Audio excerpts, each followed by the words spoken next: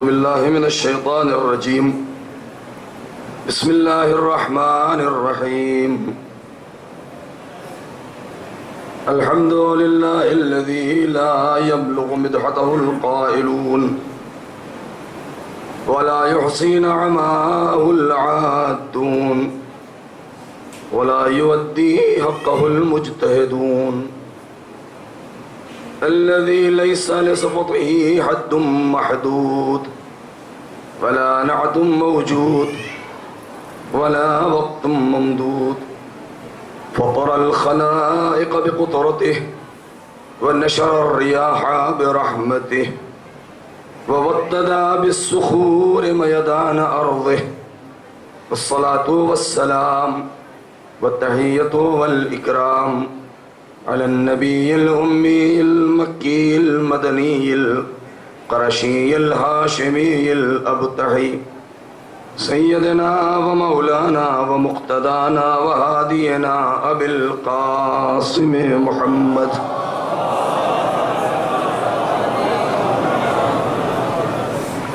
وعلى أهل بيته الطيبين الطاهرين المعصومين المظلومين الذين أذهب الله عنهم الرجس وطهرهم تطهيرا.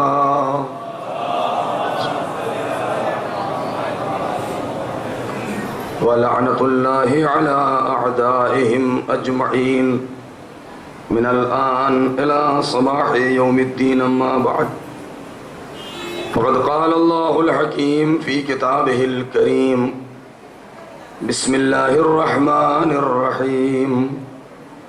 وجعلناهم أئمة يهدون بأمرنا وأوحينا إليهم فعل الخيرات وإقام الصلاة وإيتاء الزكاة وكانوا لنا عابدين. صلوات بر محمد وآل محمد.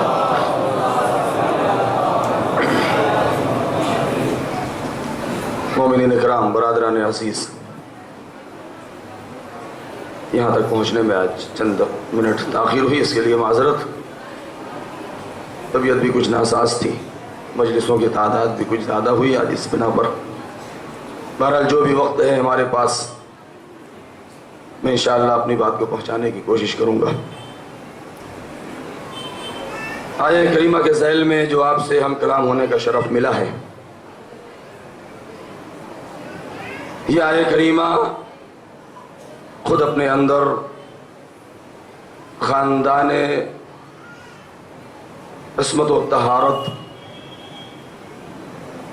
اہل بیت نبوت علیہم السلام کے سلسلے میں اپنے اندر ایک پورا مناقب اور فضائل کا سمندر رکھتی ہے، جس میں یہ اس طریقے سے ارشاد ہوتا ہے: وَجَعَلْنَاهُمْ أَئِمَّةً يَهْدُونَ بِأَمْرِنَا. ہم نے ان لوگوں کو امام بنایا ہے جو ہمارے حکم سے بشریت کی ہدایت کرتے ہیں اور کریں گے، اور ہم نے ان کی طرف دنیا کی تمام نیکیوں کی وحی کر دی ہے. ہم نے انہیں نماز کا حکم دیا ہے، زکوٰۃ ادا کرنے کا حکم دیا ہے، اس شرط پر یہ عہدہ انہیں ملا کہ وہ ہمارے عبادت گزار بندے ہیں. کردار اہل بیت کے عنوان سے جو گفتگو ہو رہی ہے، اگر ہم اہل بیت علیہم السلام کے کردار کو مختلف زاویہ نظر سے، مختلف شعبہ جات کے اعتبار سے اگر تقسیم کریں، تو جس طریقے سے کلام اللہ مجید ایک جامع طیب و طاہر کتاب کا نام ہے، اسی طریقے سے سیرت اہل بیت ایک جامع ہے کہ جس کے اندر دنیا سے لے کر کے آخرت تک ساری چیزیں اور ہر چیز کے نمونے موجود ہیں.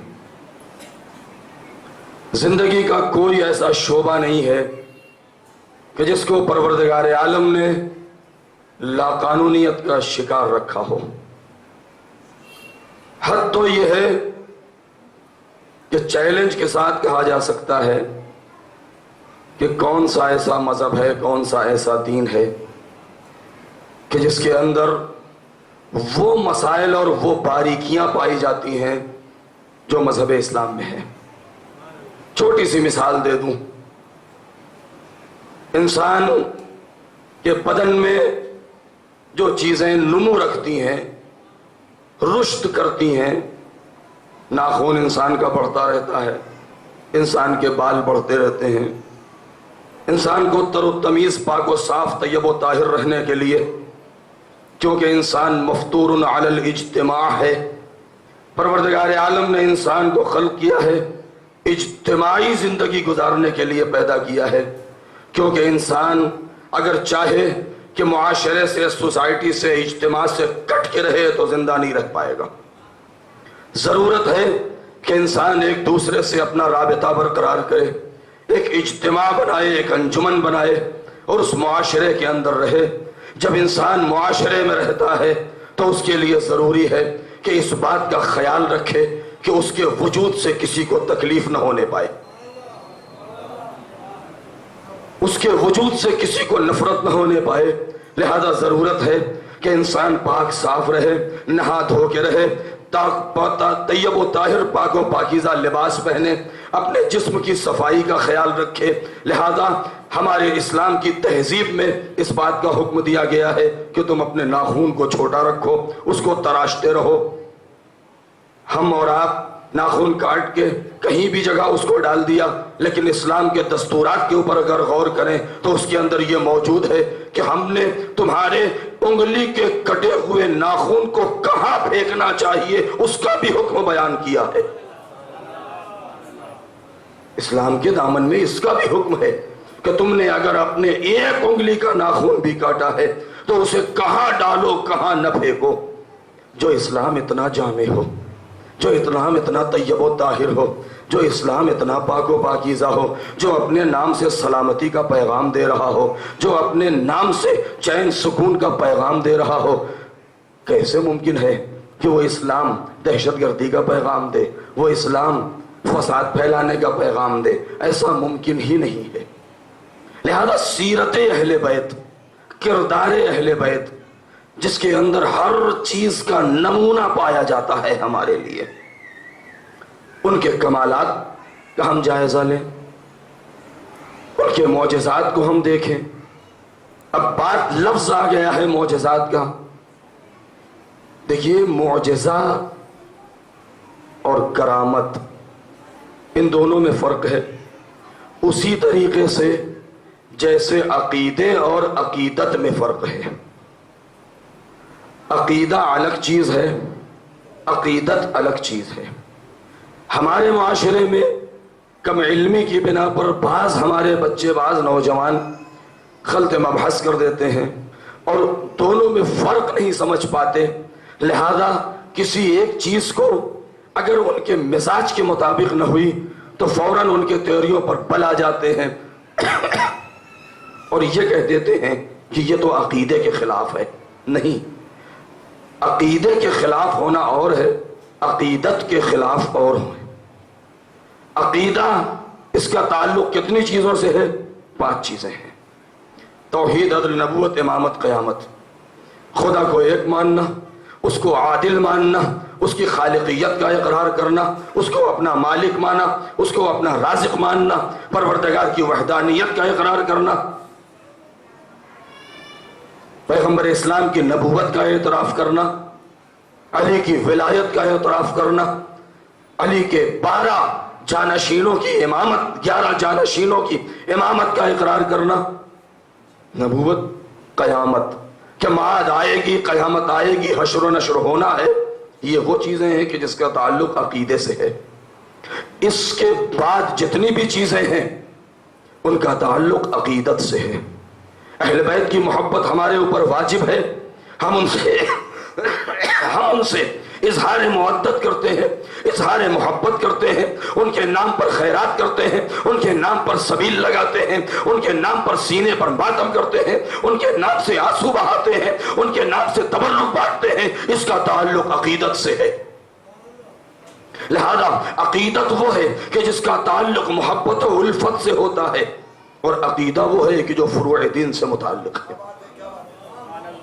لہذا کبھی بھی کسی چیز میں آپس میں اس کو ملائیے نہیں، کیونکہ ذرا سی چیز اگر آپس میں مل گئی تو ایک بہت بڑا نقصان ہو سکتا ہے۔ کیوں؟ ہم عقیدت اور عقیدہ، یہی وجہ ہے، اسی بنا پر آج بعض دوسرے فرقے، بعض دوسری قومیں جو ہمارے اوپر اعتراضات یا اشکالات کرتی ہیں، اس کی بنیاد یہی ہے۔ آج اگر ہم سجدگاہ کے اوپر اپنی پیشانی رکھتے ہیں، یہ عقیدے کی بنا پر نہیں رکھتے ہیں، اپنی عقیدت کی بنا پر رکھتے ہیں۔ کیوں؟ بہت سے لوگ سمجھتے ہیں اس چیز کو کہ معاذ اللہ اہل شیعہ یہ سجدہ جو مہر کے اوپر کرتے ہیں، سجدگاہ کے اوپر، معاذ اللہ نعوذ باللہ اس کی پوجا کرتے ہیں، اس کے اندر مورتی ہے اور نہ معلوم کیا کیا ہے۔ خدا شاہد ہے، بہت سے افراد اکثر اس چیز کو نہیں جانتے ہیں۔ جب سفر کریں کسی دوسرے کنٹریز کا تب سمجھ میں آتا ہے۔ بہت مرتبہ ہمارے ساتھ یہ ہوا ہے، اکثر ایسا ہوا ہے کہ ہمارے پاس سجدگاہ موجود ہے اور سامنے ایئرپورٹ کے اوپر روک لیا ہے، گھنٹوں بحث ہو رہی ہے اس بات کے اوپر، سارا وقت ضائع ہو رہا ہے، آخر میں اس کو توڑ کے دیکھ رہے ہیں۔ جب توڑا اور اس میں کچھ نہ نکلا تو آپ بحث دیکھیے، بحث کر رہے ہیں کہ وہ اس طرف نہیں ہے، اس طرف ہوگی، اس کو توڑا، کہا ادھر نہیں ہوگی ادھر ہوگا، اس کو توڑا، یہاں تک کہ اس کو چورا بنا ڈالا۔ جب کچھ نہ نکلا تب پوچھ رہے ہیں کہ یہ ہے کیا۔ اب ان کو بتانا پڑتا ہے کہ بھائی یہ مسئلہ یہ ہے کہ چونکہ ہم اپنی پیشانی ہر جگہ نہیں رکھ سکتے ہیں، شریعت کے کچھ احکام ہیں، اور پیشانی کو رکھنا فضیلت اس بات میں ہے کہ ہم خاک کے اوپر رکھیں، اور کربلا کی خاک خاک شفا ہے، اس سے زیادہ طیب و طاہر مٹی کہاں کی ملے گی۔ لہذا ہر زمین طیب و طاہر ہے، لیکن زمینوں میں سب سے زیادہ افضل زمین کربلا ہے۔ لہذا ہم حسین کے چاہنے والے اپنی عبادت کو معراج تک پہنچانے کے لیے اپنی پیشانی کو خاک کربلا پر رکھتے ہیں۔ ایک صلوات پڑھیں بر محمد۔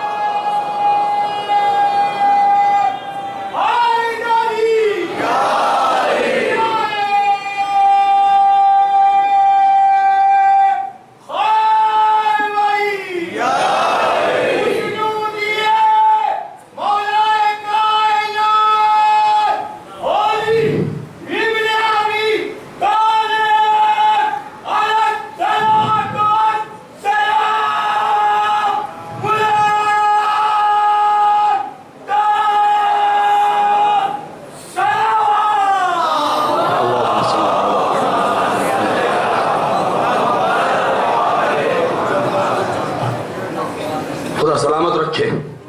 صلوات سے بڑی کوئی عقیدت کی عبادت نہیں ہے۔ خود معصوم فرماتے ہیں اس سلسلے میں کہ اگر تمہارا کوئی کام کہیں رکا ہوا ہو، حل نہ ہو رہا ہو، تو ہم آل محمد پر صلوات بھیجو۔ صلوات کی جو فضیلتیں ہیں شاید وہ کسی دوسری چیز میں نہیں ہے، یعنی مستحب عبادتوں میں سب سے بڑی عبادت ہے رسول اور آل رسول پر صلوات بھیجنا۔ ایک صلوات پڑھیں پر محمد۔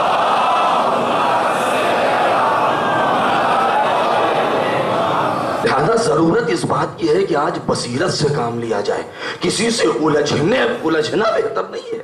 میں نے پہلے دن یہ بات کہی ہے کہ ہم کسی کے اندر نقص نکالنے سے بہتر اپنی مضبوطی کو بیان کریں، کسی کو باطل ٹھہرانے سے بہتر ہے ہم اپنے حق کا اعلان کریں۔ کیوں؟ اس لیے کہ کسی کو باطل قرار دینے کے لیے 1000 دلیل چاہیے، اپنے کو حق ثابت کرنے کے لیے صرف ایک دلیل چاہیے۔ عقل مند انسان وہ ہے کہ جو 1000 ثبوت ڈھونڈنے سے بہتر یہ ہے کہ ایک ثبوت ڈھونڈ لے۔ یہی سیرت اہل بیت ہے، یہی کردار اہل بیت ہے، ورنہ کمالات اہل بیت کا جائزہ ہماری کیا بساط ہے؟ ہم کون ہیں؟ ہماری اوقات کیا ہے؟ اے بی بی آپ کا احسان ہے جو ہم نے فرش عزا بچھایا ہے۔ آج لوگ، اب بات آ گئی ہے تو کہتا جاؤں، کائنات میں 2 تذکرے ایسے ملتے ہیں میرے بچے اور جوان، غور سے سنیں، اور اگر اب تک غور نہیں کیا تو غور کر کے دیکھیں، اور چیلنج بھی کر سکتے ہیں اس سلسلے میں، ڈھونڈ بھی ڈالے پوری تاریخ میں۔ 2 چیزیں ایسی ہیں جو کبھی پرانی نہیں ہو سکتی۔ کائنات کی ہر شے پرانی ہو جاتی ہے، ہر چیز کے اوپر کہنگی کے آثار آ جاتے ہیں، ہر چیز کے اوپر ماضی کی گرد جم جاتی ہے، لیکن دو چیزیں ایسی ہیں جس کے اوپر نہ کبھی ماضی کی گرد بیٹھتی ہے، نہ کبھی پرانی ہوتی ہے، نہ آثار کہنگی آتا ہے، نہ آثار شکستگی نمودار ہوتا ہے۔ یہ دو چیزیں کون کون سی ہیں؟ اور یہ دو چیزیں وہ دنیا کا سب سے بڑا معجزہ ہے پیغمبر اسلام کا، کہ جو دنیا سے جاتے جاتے ہمارے حوالے کر کے گئے ہیں، جن میں سے پہلی چیز ہے قرآن اور دوسری چیز ہے اہل بیت۔ یہ دو تذکرے ایسے ہیں جو کبھی پرانے نہیں ہو سکتے، جن کے اوپر نہ تو نسیان کا غلبہ ہوتا ہے، نہ اس کو کوئی بھول سکتا ہے، نہ اس کو کوئی پرانا کہہ سکتا ہے۔ ذرا تصور کریں، قرآن مجید اسی لیے تو معجزہ ہے، اِنَّا نَحْنُ نَزَّلْنَا الذِّكْرَ وَإِنَّا لَهُ لَحَافِظُونَ، ہم نے اس کو نازل کیا ہے، ہماری ذمہ داری کہ ہم اس کی حفاظت کریں۔ کبھی آپ نے غور کیا اس بات کے اوپر؟ آج تک کسی کے اندر اتنی جرأت پیدا ہوئی کہ جو یہ کہے کہ ہم قرآن مجید کے یہ سورے کو ہمارے آباء و اجداد پڑھتے رہے، اس کے بعد ہم پڑھتے رہے، دن میں 10 مرتبہ پڑھتے ہیں، لیکن کیا کبھی کسی کے ذہن میں یہ تصور پیدا ہوا کہ معاذ اللہ یہ سورہ الحمد پرانا ہو گیا؟ نہیں ہو سکتا۔ دنیا کی کوئی بھی قصہ کہانی کی کتاب، کوئی بھی ناول آپ اٹھا کے پڑھ ڈالیں، کوئی بھی داستان پڑھ ڈالیں، کوئی بھی رومانس آپ پڑھ ڈالیں، کوئی بھی جوک آپ پڑھ ڈالیں، سنا ڈالیں، کسی بھی طریقے کی کوئی گفتگو آپ پڑھ ڈالیں، کوئی بھی کتاب پڑھ ڈالیں، 1 مرتبہ 2 مرتبہ پڑھنے کے بعد آپ کو اس بات کا احساس ہوگا کہ جو لطف پہلے آ رہا تھا اب وہ نہیں آ رہا ہے، جو مزہ پہلے آ رہا تھا اب وہ مزہ نہیں آ رہا ہے۔ لیکن ہم سورہ الحمد پڑھتے ہیں، دن میں کتنی نمازیں پڑھتے ہیں؟ اگر 51 رکعت ہے تو ہر نماز میں ہم سورہ الحمد پڑھتے ہیں، دن میں کم سے کم 10 مرتبہ پڑھتے ہیں، لیکن جتنی مرتبہ پڑھتے ہیں اتنی مرتبہ ہمیں لذت محسوس ہوتی ہے۔ وہ آیات اسی طریقے سے ہے، اس کی نورانیت ہمارے اوپر ویسے ہی آتی ہے، پر جس طریقے سے قرآن صامت کی ایک ایک آیت کبھی پرانی نہیں ہو سکتی ہے، تو ایک تو قرآن ہے جس کے اوپر کبھی آثار کہنگی نہیں آتے ہیں، اسی طریقے سے ذکر اہل بیت ہے کہ جتنا کیا جائے، جتنی مرتبہ بیان کیا جائے اتنی زیادہ خوشی محسوس ہوتی ہے، اتنی زیادہ لذت محسوس ہوتی ہے۔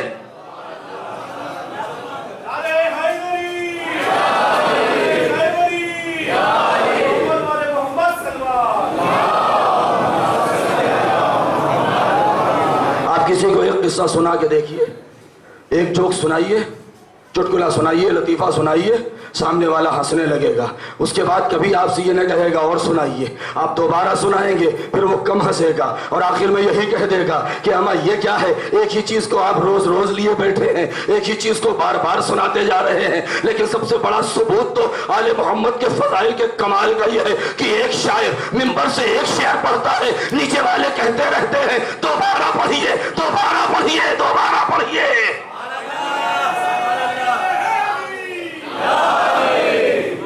کیوں؟ اس لیے کہ شعر کے اندر جس میں علی اور اولاد علی اور آل محمد کے فضائل ہوتے ہیں، جتنی مرتبہ ہمارے دل میں اترتا ہے ہمارے وجود میں نورانیت بڑھاتا چلا جاتا۔ کیوں؟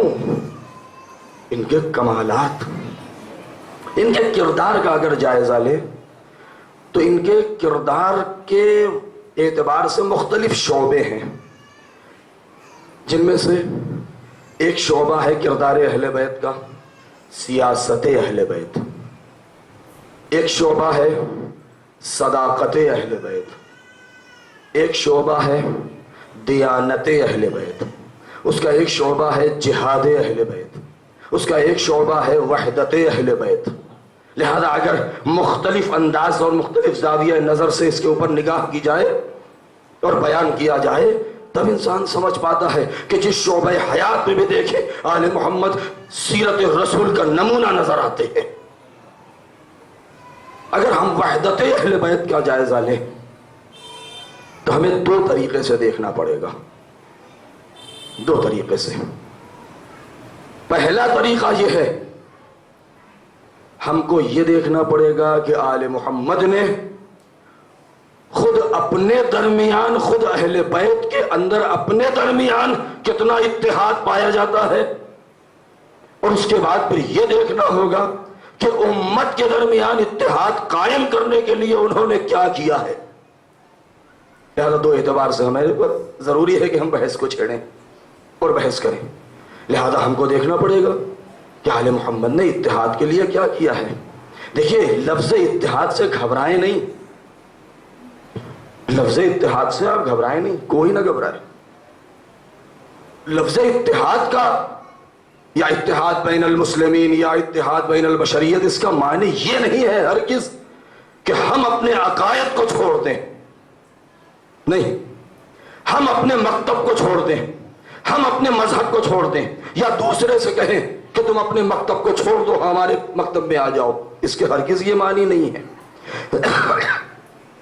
وحدت اور اتحاد کے معنی اپنے عقائد سے ہاتھ دھو لینا نہیں ہے، دوسروں کو اپنے عقائد منوا لینا نہیں ہے، بلکہ اتحاد کے معنی یہ ہے کہ ہم اپنے عقیدے پر قائم رہیں اور دوسرے کے مقدسات کا احترام کرتے رہیں۔ ایک صلوات پڑھیں بر محمد و آل محمد۔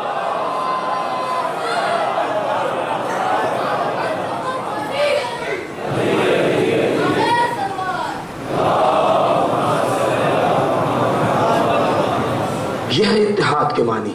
لہذا اگر ہم وحدت، ابھی میں نے شام کی مجلس میں ایک جملہ کہا تھا، افراد مختصر تھے،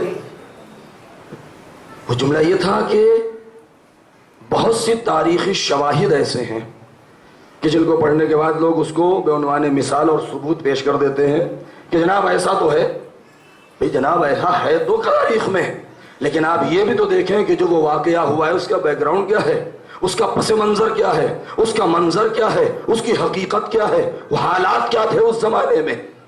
جب تک ان چیزوں کو نہیں دیکھیں گے تب تک ہم تاریخ کے کسی واقعے کو، جب تک ہم حالات کا مطالعہ نہیں کریں گے تب تک مولا کے کسی قول کو نہیں سمجھ سکتے ہیں۔ یہ جملہ جو میں نے کہا تھا کہ سن 11 ہجری سے لے کے سن 35 ہجری تک مولا علی خاموش تھے، اور سب نے اس کو لکھا ہے کہ آپ خاموش تھے 25 سال تک، اور 25 سال کے بعد جب آپ کو خلافت ظاہری ملی ہے تب آپ نے اعلان کیا ہے۔ نہیں، میں نے یہی جملہ کہا تھا کہ کوئی اس دھوکے میں نہ رہے۔ کیوں؟ اس لیے کہ ذات علی اور ذات اسلام میں کنہ ماہیت کے اعتبار سے بال برابر فرق نہیں ہے، شریعت میں اور دستور علی میں کوئی فرق نہیں ہے۔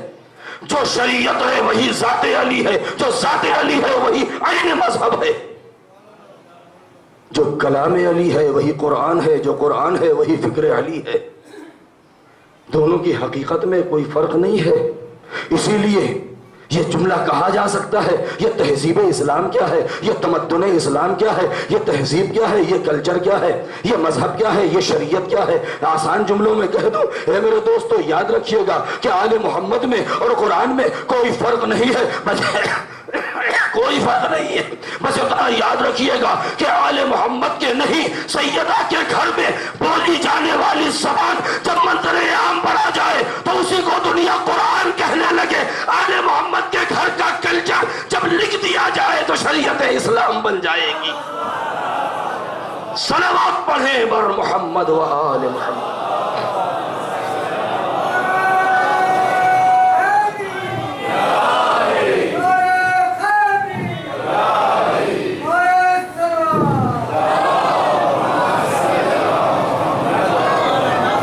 حضرات سے دست بستہ گزارش ہے کہ آگے تشریف لے آئیں، پیچھے بہت کم جگہ ہے اور آگے جگہ ہے۔ آپ حضرات ایک صلوات پڑھیں بر محمد و آل محمد۔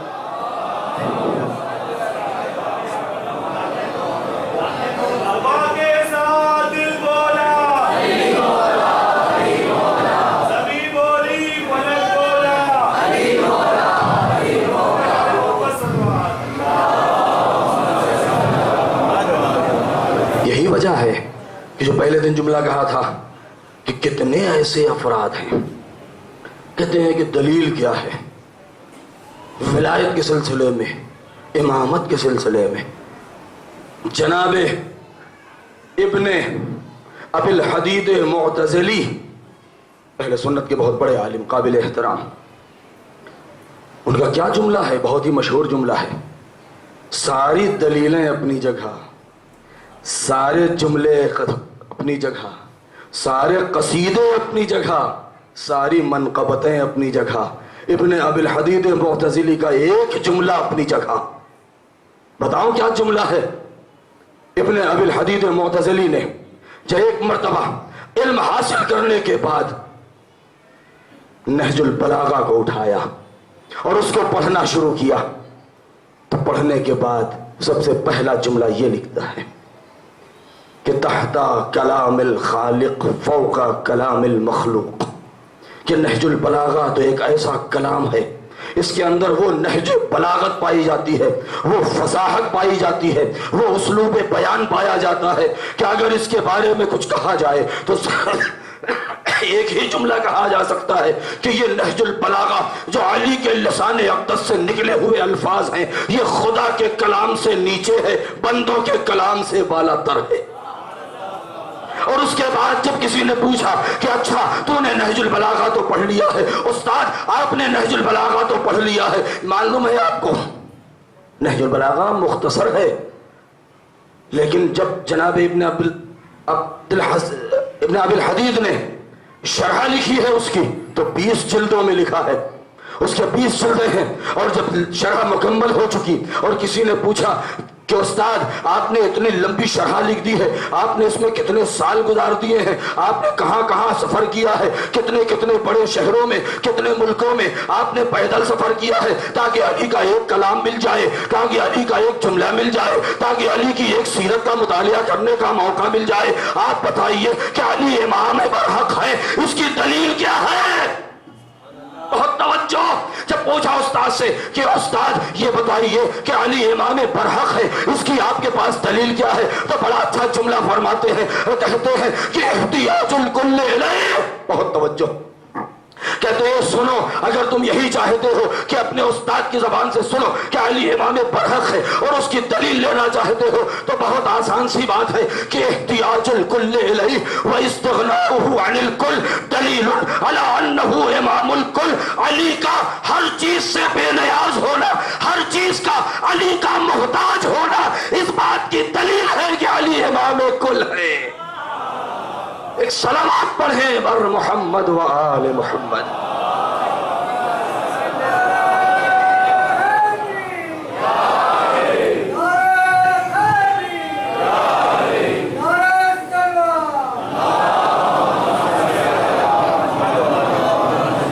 احتیاج الکل الیہ واستغناؤہ عن الکل دلیل علی انہ امام الکل.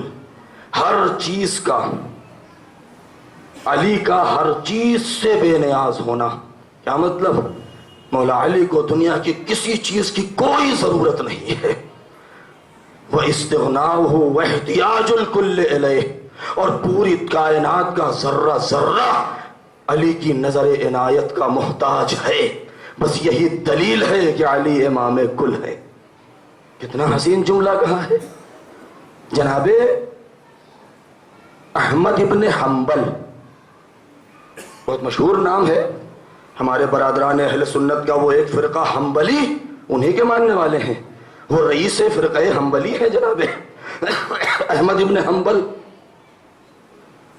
کہ جو بعد میں سلفی گری، بہت سے لوگ اس میں سے جو وہابیت ہے یا سلفی گری وہ جناب احمد ابن حنبل کے ماننے والے ہیں. بہت قابل انسان ہیں، قابل احترام ہیں، میدان علم کے شہسوار ہیں، کوئی معمولی ذات نہیں ہے. کتنی کتابیں انہوں نے تحریر کی ہے، اقوال پیغمبر کو نقل کیا ہے، ہزاروں حدیثیں لکھی ہیں. جناب احمد ابن حنبل نے کس کے شاگرد ہیں؟ جناب امام اعظم کس کے شاگرد ہیں؟ امام جعفر صادق علیہ السلام کے شاگرد ہیں.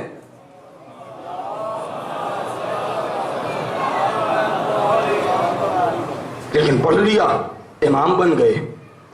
ایک دن واقعہ ہے کہ شاگرد اسٹوڈنٹس گھیرے بیٹھے ہوئے ہیں، جناب احمد ابن حنبل بیچ میں بیٹھے ہوئے ہیں، باتیں چل رہی ہیں، علمی گفتگو چل رہی ہے کہ اچانک ذکر ابو تراب آ گیا. بھائی ایک مرتبہ کسی شاگرد کی زبان پر یہ لفظ آ گیا. کیا کہا؟ استاد علی کے کمالات کا کیا کہنا، علی کے یہ کمال ہے، وہ کمال ہے، ایسے صاحب اعجاز ہیں، یہ صاحب فضیلت ہیں، کتنے مناقب ہیں. رسول کے داماد ہیں، رسول کے بھائی ہیں، وقایت نفس پیغمبر کے حامل ہیں، بستر پیغمبر پر سونے والے ہیں، فاتح بدر ہیں، فاتح خیبر ہیں، فاتح خندق ہے، فاتح احد ہے، فاتح حنین ہے۔ انہوں نے در خیبر کو اکھاڑا، انہوں نے ابن مسعود کو قتل کیا۔ ایک فضائل بیان کر رہا ہے شاگرد، استاد سن رہے ہیں۔ اور اس کے بعد جب بات مکمل ہو چکی تو شاگرد نے کہا لیکن استاد چونک گئے، کہا تم نے اتنے فضائل تو بیان کر دیے مولا کے، یہ آخر تم نے لیکن کیوں لگا دیا؟ کہا لیکن استاد، جس دن سے علی کو خلافت ملی ہے اس دن سے علی کی زندگی میں اور فضیلتوں میں 4 چاند لگ گئے ہیں۔ بچے ہی صحیح ابھی تک استاد خوش تھے اپنے شاگرد کی باتوں پر، لیکن جیسے ہی شاگرد نے یہ بات کہی استاد کی پیشانی پر شکن پڑ گئی ہے اور کہا خبردار خاموش، تو یہ کفر بک رہا ہے، ہرگز تیرے ذہن میں یہ خیال نہ پیدا ہونے پائے، یہ خیال نہ آنے پائے کہ خلافت کی وجہ سے علی کی زندگی میں 4 چاند لگے ہیں۔ خلافت نے علی کے وجود کو زینت نہیں بخشا، علی نے خلافت کو زینت بخشا ہے۔ صلوات پڑھیں بر محمد و آل محمد۔ ایک نعرہ ایسا لگائیے جس کی آواز نجف اشرف سے ٹکرائے، اور مولا ہم سب کو اپنی زیارت کے لیے بلائے۔ نعرہ حیدری، نعرہ خیبری،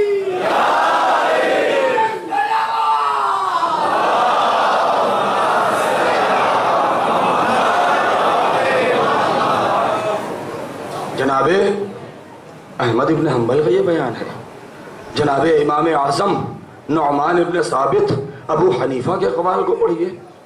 پوری زندگی کتنے دن پڑھا ہے چھٹے امام سے؟ 2 سال، صرف 2 سال، اور 2 سال جعفر ابن محمد کے سامنے زانو ادب طے کرنے کی برکت یہ ہے کہ آج امام اعظم دنیا کہتی ہے، اور جب کہیں پریشان ہوئے تو یہی جملہ کہا ہے لولا السنتان لہلک النعمان، اگر وہ 2 سال نہ ہوتے تو میں ہلاک ہو گیا ہوتا۔ امام شافعی ابن ادریس شافعی، ان کے اقوال کو پڑھیے۔ غلامو غلامو وحتی متا فی حب ھذا الفتى وحل زوجت فاطمۃ غیرہ وفی غیرہ حل اتا۔ یہ ایک ربائی ہے جناب امام شافعی کی، کہتے ہیں دنیا میری ملامت کرے گی، کب تک مجھے برا بھلا کہے گی اس جوان ابو تراب کی محبت میں؟ کیا کوئی ہے اس کے علاوہ کہ جس کے ساتھ فاطمہ بنت محمد نے عقد کیا ہو؟ کیا اس کے علاوہ کوئی ہے اس زمین پر جس کے شان میں سورہ حل اتا ہو؟ یہ امام شافعی کے جملے ہیں، لہذا یہ وہ قصائد ہیں، یہ وہ مناقب ہیں کہ جس کی بنا پر جناب صعصع بن سوحان سن 35 ہجری، جس وقت در علی کے اوپر بھیڑ لگی ہے، سارے لوگ ہاتھ کھینچ رہے ہیں، اے مولا ہاتھ آگے بڑھائیے ہم بیعت کریں گے۔ مولا اپنا ہاتھ روکے ہوئے ہیں، کہا جاؤ دوسروں کے پاس جاؤ، میرے گھر سے نکل جاؤ، چلے جاؤ، مجھے نہیں چاہیے، تمہاری کوئی ضرورت نہیں ہے۔ وہ علی جو بار بار کہہ رہا ہو یا دنیا غری غیری، اے دنیا جا، علی کے علاوہ کسی اور کو دھوکہ دے، میں تیرے بہکاوے میں نہیں آؤں گا۔ قد طلقتک ثلاث لا رجعت بعدا، میں نے تجھے 3 بار طلاق دے دیا ہے کہ جس کے بعد میں رجوع بھی نہیں کر سکتا۔ کہہ رہے جاؤ۔ جب لوگ اصرار کرتے رہے اور حجت تمام ہو گئی تب علی نے ہاتھ آگے بڑھایا۔ مجمع ہے، خطبہ شقشقیہ 3 نمبر کا خطبہ نہج البلاغہ کے پڑھیے، لکھا ہے لقد وطع الحسنان۔ مولا کہتے ہیں کہ اتنی بھیڑ تھی، کتنے ہزار کا مجمع تھا، یمن کے تھے لوگ، بصرے کے تھے، کوفے کے تھے، شامات کے تھے، مکے کے تھے، مدینے کے تھے، تمام کے افراد تھے، پوری فوج تھی۔ امام کہتے ہیں اتنا مجمع تھا کہ میرے پیر کے دونوں انگوٹھے کچل گئے تھے، میرے بچے حسن و حسین دب گئے تھے، اتنا مجمع تھا کہ ہر آدمی یہ چاہ رہا تھا کہ سب سے پہلے میں علی کے ہاتھوں کا بوسہ دے دوں، میں علی کے ہاتھوں پر بیعت کر لوں۔ بیعت کا سلسلہ جاری رہا، لوگ مبارکباد دیتے رہے، یا علی خلافت مبارک، یا علی خلافت مبارک، مبارکبادی کا سلسلہ جاری ہے۔ اور ایک مرتبہ جب سارے لوگ مبارکبادی دے چکے تب سارے مجمع نے دیکھا کہ علی کا چاہنے والا ایک دوست ہے جو ایک طرف الگ بیٹھا ہوا ہے، نہ مبارکبادی دے رہا ہے، نہ ہاتھوں کو چوم رہا ہے، نہ ہاتھ ملا رہا ہے، نہ مجمع میں گھس رہا ہے کہ سب سے پہلے میں پہنچ جاؤں۔ جب سارے لوگ ہٹ چکے تب جناب صعصع بن سوحان اٹھے ہیں اور آنے ہیں علی کے پاس، علی کے ہاتھوں کو پکڑا ہے، آنکھوں سے لگایا ہے اور چوما ہے، اور ایک ایسا جملہ کہا جب لوگوں نے کہا اے صعصع ارے کیا تم بیعت نہیں کرو گے؟ کہا میری بیعت اور تمہاری بیعت میں بہت بڑا فرق ہے، بیعت ایسے نہیں کی جاتی ہے، بیعت یوں کی جاتی ہے، اب دیکھو کہ بیعت کیسے ہوتی ہے۔ میں ایک مرتبہ علی کے ہاتھوں کو پکڑا ہے اور بآواز بلند کہا یا علی میں آج آپ کو مبارکبادی نہیں دوں گا، میں یہ نہیں کہوں گا کہ یا علی آپ کو خلافت مبارک ہو، میں تو اس لیے آیا ہوں تاکہ خلافت کو مبارکبادی دوں۔ اے خلافت ارے تجھے علی مبارک ہو۔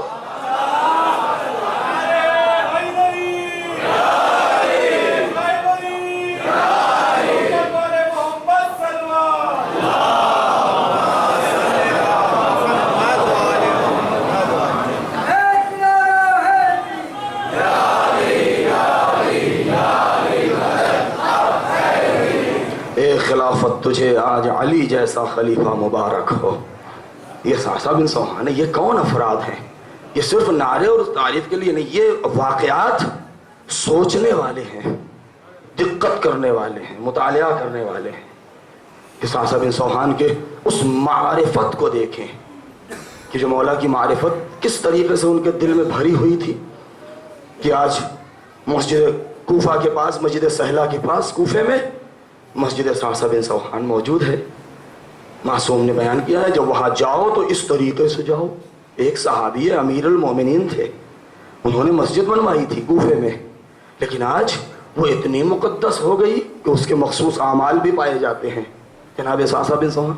تو کہنے کا مقصد یہ ہے کہ ہم صرف جہاں ایک طرف کمالات کا جائزہ لیتے ہیں، ان کے معجزات پر غور کرتے ہیں، تو اسی جگہ ہم ان کے کردار کو بھی اپنانے کی کوشش کریں اور ان کے کردار کو پڑھنے کی کوشش کریں۔ معجزہ تو ان کو اوپر دکھانا ضروری تھا، تعجب نہ کیجیے گا کہ میں کہہ رہا ہوں ضروری تھا نہیں، امام نبی اس کے اوپر واجب ہے کہ وہ معجزہ دکھائے، امت کے اوپر واجب ہے کہ وہ معجزہ مانگے۔ اصول دین ہے، کوئی معمولی بات نہیں ہے۔ بھئی ایک انسان آ گیا اور آ کے اس نے دعویٰ کر دیا کہ میں تو اللہ کا رسول ہوں۔ کیوں؟ ہم کیسے مان لیں بھئی آپ اللہ کے رسول ہیں؟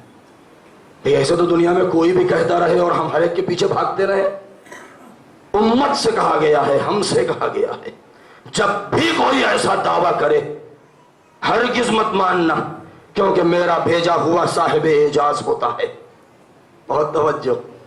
لہذا جب بھی کوئی نبوت کا دعویٰ کرے یا امامت کا دعویٰ کرے یا خلافت کا دعویٰ کرے، تمہارے اوپر واجب ہے کہ اس سے کہو کہ وہ اگر سچ بول رہا ہے تو کچھ کر کے دکھائے، اور اس کے اوپر واجب ہے کہ اپنے حق کو ثابت کرنے کے لیے وہ تمہارے سامنے معجزہ دکھائے۔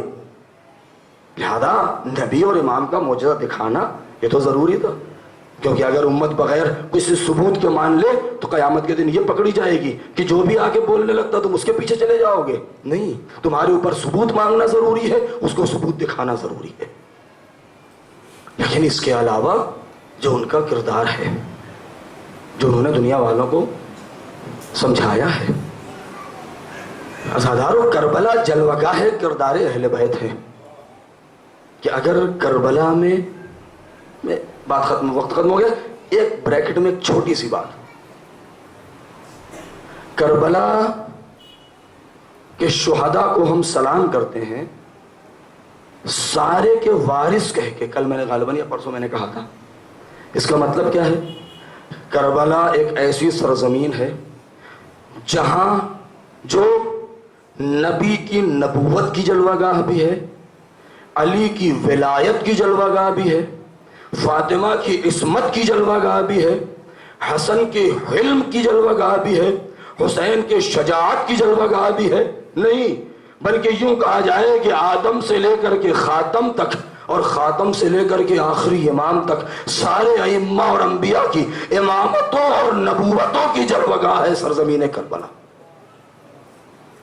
کہ اگر وہاں آپ کو صدیقہ طاہرہ کی عصمت کا نمونہ چاہیے تو وہ بھی ملے گا. اگر کربلا میں رسول نہیں تھے تو حسین شبیہ رسول کو لے کے آئے تھے. اگر کربلا میں علی نہیں تھے تو حسین ثانی حیدر کو لے کر کے آئے تھے. اگر کربلا میں حسن نہیں تھے تو حسین یادگار برادر قاسم کو لے کے آئے تھے. اگر کربلا میں مرکز تطہیر محور عصمت کبریٰ فاطمہ زہرا نہ تھیں تو ان کی نمائندہ عصمت صغریٰ ثانی زہرا کو لے کے آئے تھے. حسین نے کربلا کو اس انداز سے سجایا تھا, اس انداز سے سجایا. عزادارو, جب حسین کربلا میں پہنچ چکے ہیں, یوں تو کہنے کو انسان احتیاط کرنی چاہیے. واقعہ عاشوراء کھیل نہیں ہے, مذاق نہیں ہے. ایک ایک لفظ کے اوپر میں اپنے جوانوں, اپنے بچوں سے کہہ دوں, بزرگوں سے کہنے کی ہمت نہیں ہے, بچوں سے, میرے بچوں جب واقعہ کربلا پڑھو تو اس بات کا ضرور خیال رکھو کہ اس کے اندر جا بجا جگہ جگہ معصوم امام کے اقوال بھی پائے جاتے ہیں. اور کوئی قول اگر امام کا نہیں ہے اور ہم نے یہ کہہ دیا کہ حسین نے فرمایا, تو آپ سوچیں ایک غلط چیز کی نسبت ہو گئی امام معصوم کی طرف. یعنی امام نے کہا بھی نہیں ہے اور ہم نے کہہ دیا کہ کہا ہے. اسی لیے ہمارے علماء نے, معصومین نے فرمایا ہے کہ بہت سی روایات, حدیثیں روزے کی حالت میں بہت احتیاط سے پڑھو, اشعار بہت احتیاط سے پڑھو, کیونکہ ممکن ہے تم روزے کی حالت میں ہو اور تم نے کوئی قول اگر منسوب کر دیا معصوم کی طرف تو تمہارا روزہ باطل ہو سکتا ہے. لہذا یہ باریکیاں ہیں.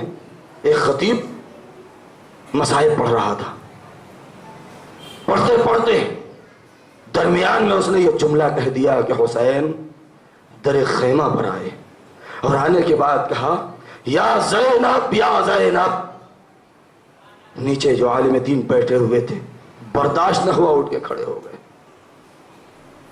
کہا کہ اے ذاکر, تجھے جزائے خیر دے پروردگار, تو سلامت رہے, لیکن کیا تو نے یہ مطالعہ کیا ہے, کیا تجھے یہ معلوم ہے کہ امام نے در خیمہ پر ایک مرتبہ یا زینب کہا تھا یا 2 مرتبہ؟ اللہ اکبر. یعنی اس حد تک باریکی. اگر ہم اتنا خیال باریکیوں میں نہیں رہ سکتے ہیں تو کم سے کم اپنے نوحوں میں, اپنے مرثیوں میں, اپنے مصائب جو بیان کرتے ہیں اس میں حد یقین کا خیال رکھیں کہ جس بات کا ہمیں یقین رہے. جس وقت سرکار سید الشہداء کربلا پہنچے اور سب سے پہلے آپ نے اپنی ہمشیرہ کا خیمہ نصب کروا دیا اور جناب زینب اپنے خیمے میں گئیں. آپ جانتے ہیں کہ ایک مرتبہ چیخ مار کے روئی, اے بھیا یہاں میرا کلیجہ دہل رہا ہے. اے بہن ماجرا کیا ہے؟ بھیا جب سے اس خیمے میں قدم رکھا ہے ایک خاک زرد اڑ کے میرے بھانگوں میں آ رہی ہے. ارے بھیا خیمے کے اس گوشے سے کسی بی بی کے رونے کی آواز آ رہی ہے. حسین نے کلیجے سے لگایا, اے بہن تو نے نہ پہچانا, یہ ہماری دکھیاری ماں فاطمہ ہے. جس ماں کو اتنا برداشت نہ ہو کہ اس کے حسین کے جسم کے اوپر ایک مکھی بیٹھ جائے, ہائے وہ ماں کیسے برداشت کرتی کہ اس کا لال مدینے سے عراق جائے اور وہ ماں اپنے مزار میں رہ جائے. اے بہن جب سے ہم نے مدینہ چھوڑا ہے ہماری ماں نے لہد چھوڑ دیا ہے. عزادارو, ثانی زہرا اپنے خیمے میں ہے. دوسری تیسری ہی محرم سے رہ کے سرزمین کربلا پر شور اٹھتا تھا. ابھی میں نے بیان کیا تھا اس کو اس سے پہلے مجلس میں. شور اٹھتا تھا, گھوڑوں کے دوڑنے کی آواز آتی تھی, زمین کربلا میں دھمک محسوس ہوتی تھی. جیسے ہی یہ شور کی آواز سنتی تھی ایک مرتبہ فضہ سے کہتی تھی اے فضہ ذرا میرے ماجائے کو بلا دو. یہ لفظ ماجائے کے معنی کیا ہے آپ جانتے ہیں؟ جناب زینب اپنے بھائی کو کیا کہتی تھی؟ یبن امی، اے میرے ماں کے لال.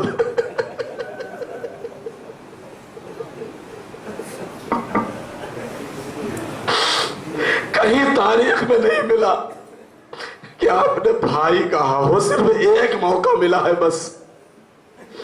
ہمیشہ ثانیہ زہرا اپنے بھائی کو اسی نام سے پکارتی تھی. یا تو کہتی تھی ایک موقع پر کہا یبن زہرا، اور یا تو کہتی تھی یبن امی، اے میرے ماں کے لال، اے میرے ماں کے بیٹے. یعنی اتنی محبت تھی.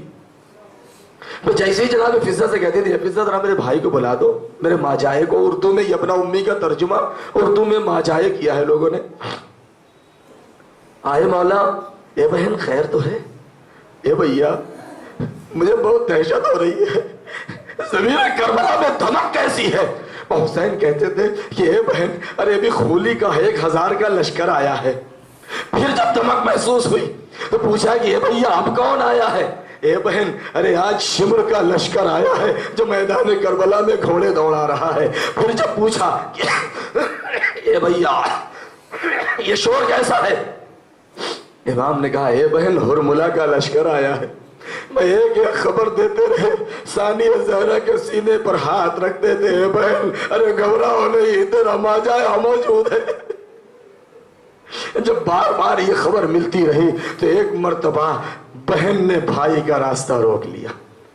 بھیا یہ میری بہن ایک بات کہنا چاہتی ہے. کہا میری بہن کو کیا کہنا ہے؟ کہا اے بھیا جس دن سے ہم کربلا پہنچے ہیں مسلسل یہ دیکھ رہے ہیں کہ سامنے فوج پر فوج آ رہی ہے، لشکر پر لشکر آ رہی ہے، سپاہ پر سپاہ آ رہی ہے، سپہ سالار پر سپہ سالار آ رہے ہیں. اے بھیا کیا آپ کا کوئی ایسا نہیں ہے جسے آپ بلا لیں اور وہ آپ کی مدد کو آ جائے؟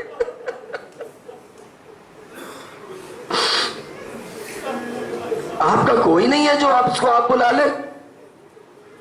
بچائی سے ہی یہ کہا حسین نے سر جھکا اور ایک مرتبہ کہا اے فضہ ذرا قلم اور کاغذ لے کر کے آؤ. کس کو خط لکھ رہے ہیں؟ آپ جان گئے ہیں حبیب ابن مظاہر اسدی کو. یہ حبیب ابن مظاہر اسدی کوئی معمولی شخصیت نہیں ہے. امام حسین علیہ السلام سے کئی سال بڑے ہیں، کم سے کم 10 سال 12 سال بڑے ہیں. مدینے کی گلی ہے. مظاہر پیغمبر اسلام کے بہت قریبی دوست اور صحابی ہیں. جب کبھی کوفے سے رسول کی زیارت کرنے کے لیے آتے تھے تو اپنے ساتھ اپنے بیٹے حبیب کو لے کر کے آتے تھے. ادھر وہ صحابی پیغمبر کی خدمت میں اور ادھر حبیب اپنے مولا اور آقا حسین کے پاس. ذرا تصور کریں کہ ایک 14-15 سال کا بچہ ہو اور وہ ایک 4-5 سال کے بچے کے ساتھ کھیلے. اور کھیل کا طریقہ بھی کیا ہے، جب حسین کھیل میں مصروف ہوتے تھے اور آگے چلتے تھے تو حبیب حسین کے قدموں کے نیچے کی خاک کو اٹھا کے اپنی آنکھوں میں لگا. آزادارو ابھی حسین ابھی رسول مظاہر کے ساتھ بیٹھے ہوئے گفتگو کر رہے تھے کہ اچانک دیکھا کہ اس بچے نے میرے نواسے کے پیروں کی مٹی کو اٹھایا ہے. پر رسول کی آنکھوں سے آنسو جاری ہو گئے. مظاہر نے پوچھا یا رسول اللہ آخر بات کیا ہے؟ کیا ذرا اپنے بیٹے کو بلاؤ. ارے بیٹے کو بلایا. رسول نے اپنے زانو پر بٹھایا، سر پر دست شفقت پھیرا، سر پر دست شفقت پھیرا. یعنی رسول کے دل میں حبیب ابن مظاہر کی محبت ہے. کتنا عرصہ گزر چکا کہ امام حسین علیہ السلام سے اور جناب حبیب سے ملاقات نہیں ہو پائی. جس وقت ثانیہ زہرا نے یہ بات کہی تو ایک مرتبہ قلم اور کاغذ منگایا. تاریخ میں وہ خط کو پڑھیں، عجیب الفاظ ہیں میرے بزرگوں میرے دوستوں. لکھتے ہیں بسم اللہ الرحمن الرحیم من حسین الغریب الى رجل الفقیر حبیب ابن مظاہر الاسدی یہ خط کا وہ جملہ ہے کہ جو حبیب کی قبر کے اوپر آج بھی لکھا ہوا ہے. آپ کو پروردگار کربلا کی زیارت نصیب کرے. جب آپ جائیں وہاں اور ایک مرتبہ حبیب کی قبر پر جائیں تو آپ زری کے اندر جالی سے ضرور دیکھیں کہ قبر حبیب پر کیا لکھا ہوا ہے. حسین کا یہی خط، پورا مکمل خط حبیب کی قبر کے اوپر لکھا ہوا ہے. لکھا من، یہ خط غریب الوطن حسین کی طرف سے ہے، ایک سرجل فقیہ حبیب ابن مظاہر اسدی کے نام. اس کے بعد کیا لکھا؟ اما بعد یا حبیب انت تعرف قرابتنا من رسول اللہ. اے حبیب تم تو جانتے ہو کہ رسول سے میری کیا رشتہ داری ہے. اے حبیب تجھے میری دوستی کی قسم ہے، میں دشمنوں میں گھر گیا ہوں. اے حبیب میں کربلا کے میدان میں دشمنوں نے مجھے گھیر لیا ہے. اے حبیب تم جانتے ہو کہ رسول میرے کون تھے؟ ارے میں فاطمہ کا لخت جگر ہوں. اے حبیب ادرکنی، میری مدد کرو، ارے مجھے پالو. بس جیسے ہی خط کو لکھا ہے، خط لکھنے کے بعد اس کو بند کر کے قاصد کے حوالے کرنا چاہتے ہیں کہ بھائی ایک مرتبہ ثانیہ زہرا آ گئی. اے بھیا آپ کیا کر رہے ہیں؟ کس کو خط لکھ رہے ہیں؟ آواز دیا اے بہن ارے اپنے بچپن کے دوست حبیب ابن مظاہر، حبیب ابن مظاہر کو خط لکھ رہا ہوں. جب خط لکھ چکے کہا اے بھیا لکھ دیا؟ کہا ہاں لکھ دیا. کہا بھیا اگر ممکن ہو تو مجھے پڑھ کے سنا دو. ارے حسین نے کہا اے بہن ارے میں نے لکھ دیا ہے کہ حبیب ارے وہ آپ جلدی آ جاؤ میری مدد کر لو. بھائی ایک مرتبہ زینب نے کہا اے بھیا ارے ہمیں بھی، میرے دل میں بھی حبیب کی محبت ہے. ارے وہ تو ہمارے در کا ہے، وہ تو اپنا ہے، میری طرف سے بھی 2 باتیں لکھ دیجئے. ارے حسین نے کہا اے بہن ارے میں نے سب کچھ لکھ دیا ہے. زینب نے کہا نہیں بھیا ارے ایک بات ضرور لکھیے. کہا کیا؟ کہا اے بھیا ارے اتنا ضرور لکھ دیجئے کہ زہرا کی لاڈلی زینب تمہیں سلام کہہ رہی ہے.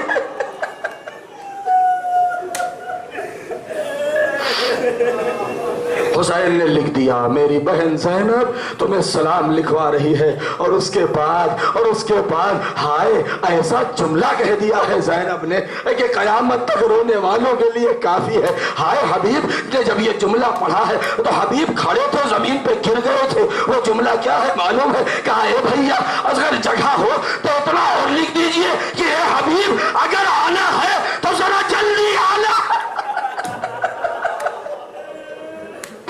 حبیب اگر آنا ہے تو ذرا جلدی آنا، کہیں ایسا نہ ہو کہ ہمارا گھر لٹ جائے. میں کہوں گا بی بی آپ نے لکھوایا تو اجرکم علی اللہ. خط قاصد کو دیا، قاصد نے خط لیا، کوفے پہنچا. تاریخ کہتی ہے کہ 5-6 محرم، یہ 2 تاریخیں ایسی گزری ہیں کہ جس وقت کوفے کے شہر کے اس حصے میں جہاں لوہار رہتے تھے، لوہار آپ سمجھ گئے جو لوہے کا کام کرتے ہیں، سب سے زیادہ بھیڑ آہنگروں کے علاقے میں دیکھی گئی. جب دیکھنے والوں نے دیکھا تو کیا دیکھا معلوم ہے؟ 5 اور 6 محرم، یہ 2 تاریخ آہنگروں اور لوہا بنانے والوں کے دروازے پر بڑی بھیڑ ہے. جب پوچھا تو لوگوں نے کیا بتایا معلوم ہے؟ کہا رے کربلا میں جنگ ہونی ہے، کوئی شمشیر خرید رہا ہے، کوئی خنجر خرید رہا ہے، کوئی تیر خرید رہا ہے. جب پوچھا کس کے لیے؟ ارے کہا نہیں معلوم. ارے فرزند رسول کے خلاف جنگ ہونی ہے، یزید نے انعام دینے کا وعدہ کیا. قاصد نے خط لیا، بڑی تیز رفتاری کے ساتھ کوفے پہنچا، بچتے بچاتے گلیوں سے حبیب کے دروازے پر پہنچا، دق الباب کیا. ابھی تاریخ کہتی ہے کہ دسترخوان پہ تھے. ایک مرتبہ اٹھے، پوچھا کون؟ کوفے کے حالات ٹھیک نہیں تھے. آپ جانتے ہیں کہ جناب حبیب، جناب ہانی ابن عروہ، جناب مختار، جناب کمیل، جناب میثم تمر، یہ وہ افراد تھے اس زمانے سے کہ ہمیشہ سے ان کے گھروں پر حکومتوں کا پہرا تھا. پوچھا کون؟ دروازہ کھولا، کہا انا برید الحسین، میں حسین کا خط لے کے آیا ہوں. حبیب کے دل پر کیا گزر گئی ہوگی کوئی نہیں جانتا.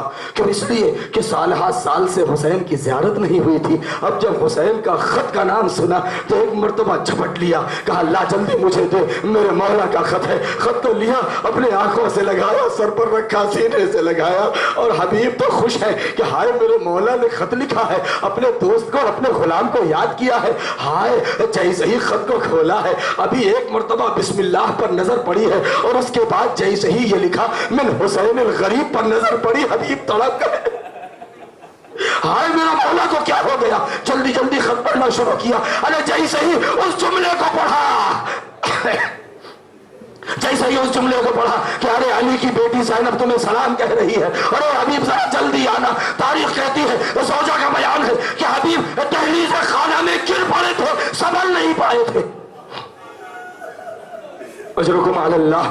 وہاں سے اٹھے, آنسوؤں کو پوچھا, آ کے دسترخوان پہ بیٹھ گئے. زوجہ کہہ رہی ہے حبیب کیا بات ہے, حبیب تمہارے چہرے کا رنگ کیوں اڑا ہوا ہے, حبیب تم وہاں کیوں گر پڑے تھے, آخر ماجرا کیا ہے. حبیب ٹال رہے ہیں, اے میری زوجہ کوئی بات نہیں ہے, کھانا کھا لے. لیکن زوجہ نے اصرار کیا, نہیں پہلے بتانا پڑے گا. بس جیسے ہی حبیب نے بتایا, بس زوجہ ایک مرتبہ, اے حبیب کیا ارادہ ہے, حبیب کیا ارادہ ہے. حبیب نے کہا کہ ارے زوجہ مجھے تیرا خیال آ رہا ہے. میں ایک مرتبہ تڑپ گئی, ہائے وہ فرزند رسول تجھے بلائے اور تجھے میرا خیال آئے.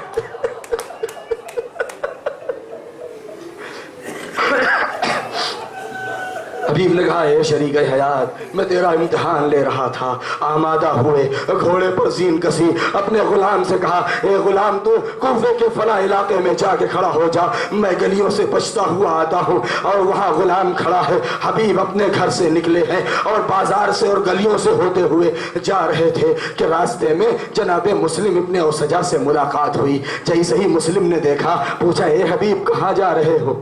حبیب معلوم ہے کیا کر رہے تھے. حبیب ایک دکان پر کھڑے ہو کر کے خضاب خرید رہے تھے تاکہ اپنی داڑھی اور اپنے سر کو کے بال کو کالا کریں اور اس پر کلر کریں اور اس پر خضاب کریں.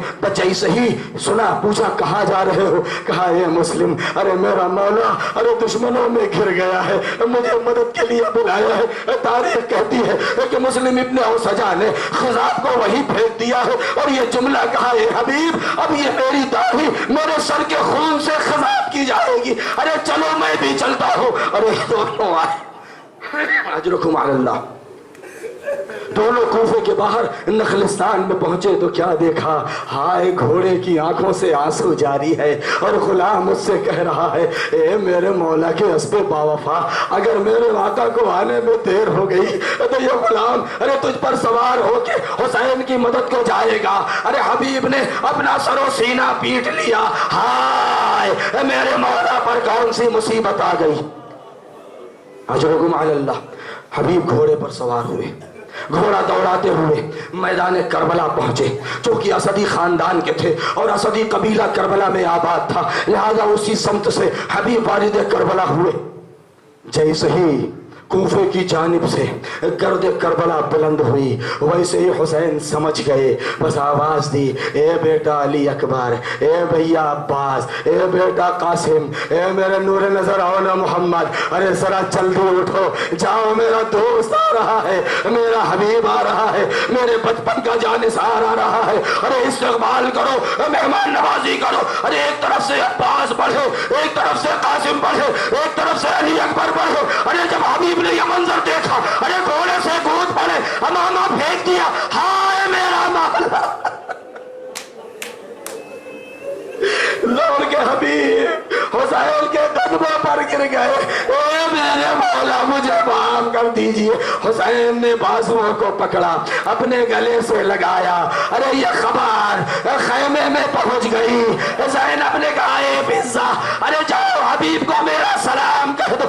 ارے سلام کا پہنچنا تھا زمین کربلا پر. حبیب لوٹنے لگے, اے شہزادی ارے غلام کو گناہگار نہ کیجئے. اجرکم علی اللہ. ہائے وہ وقت بھی آیا کہ جب روز عاشورہ حبیب آ رہے ہیں، اے میرے مولا مرنے کی اجازت دیجئے۔ ہائے حسین اپنے مہمان کو، اپنے بچپن کے جانثار کو، اپنے دوست کو کیسے مرنے کی اجازت دے۔ ہائے حبیب کو مرنے کی اجازت دیا۔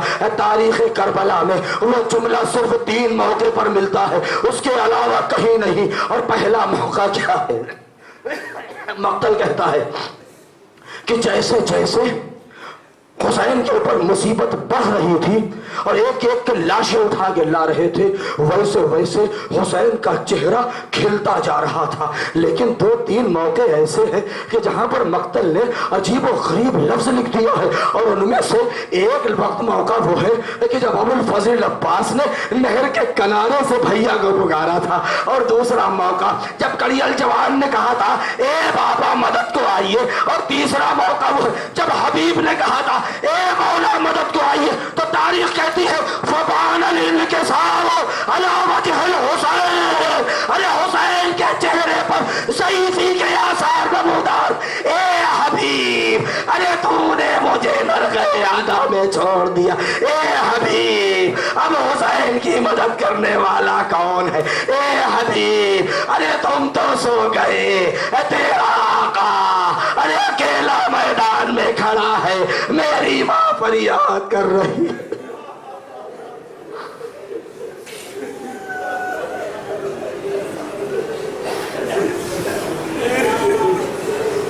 الا لعنت اللہ علی القوم الظالمین وسيعلم الذين ظلموا أي منقلب ينقلبون۔ الہی بحق الزہرا وأبیہا وبعلہا وبنیہا والسر المستودع فیہا۔ پالنے والے ہمارے اس عمل کو قبول فرما، ہمیں علم و عمل کی توفیق مرحمت فرما، ہمارے گناہوں کو بخش دے، امت اسلامیہ کو سربلند فرما، ہمیں مولا کا حقیقی عزادار بنا دے۔ پروردگار مریضوں کو شفا مرحمت فرما، بے اولاد کو اولاد عطا فرما، ہمارے امام کے ظہور میں تعجیل فرما، بانیان عزا کی خدمات کو قبول فرما۔ پروردگار ہمیں امام کے ناصروں میں شمار فرما۔ ربنا تقبل منا انك انت السميع العليم۔ ماتم حسین۔